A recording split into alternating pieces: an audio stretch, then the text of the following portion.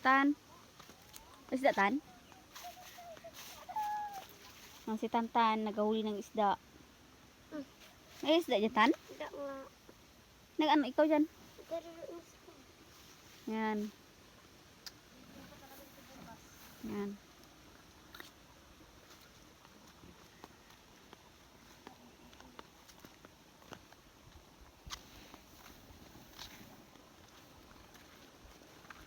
Yan, nabilad sa tingin ng palay.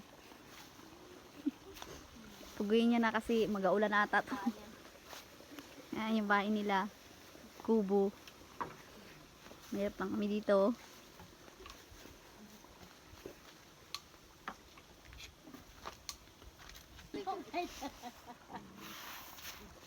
Yun.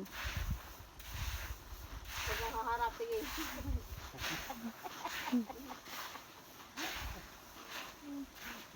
Malay mo, magyaman ako, pamigay ako ng mga pira dito. Oh, talaga lang. Oo. Bigyan mo kami pira ka mo nga. Bilis na nga